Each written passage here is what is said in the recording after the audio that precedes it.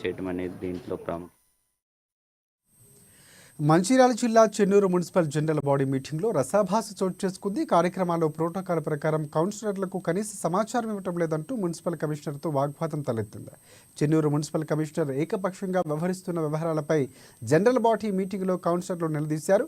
Municipal పాలక వర్గం మీటింగ్ను municipal chairman, vice chairman, కౌన్సిలర్లు మధ్యలోనే బహిష్కరించారు.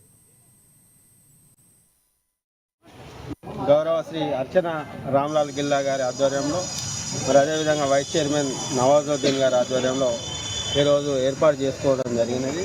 మరి కొత్తగా వచ్చినటువంటి కమిషనర్ మురళీకృష్ణ గారు మరి అతని ఏకపక్ష నిర్ణయాలతోటి లేదా బోర్లకు తాళాలు వేయడం, ఆ యొక్క ప్రజలు మమ్మల్ని ఇబ్బంది పెట్టడం ద్వారా మేము పలుసార్లు అతన్ని విన్నవించినా కానీ అతను వ్యవహార శైలి మారకపోవడం, చైర్మన్ గారు ఎన్నో విధాలుగా చెప్పినా కానీ, వైస్ చైర్మన్ గారు ఎన్నో విధాలుగా చెప్పినా కానీ అతను బోర్డులో తాళాలు వేస్తారు.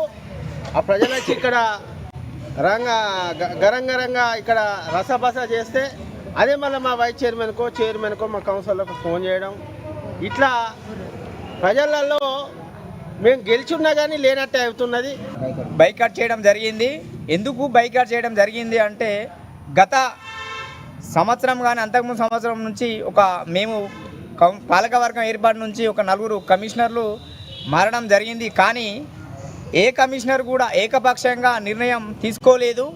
ఈయన వచ్చి నెల కూడా కాలేదు.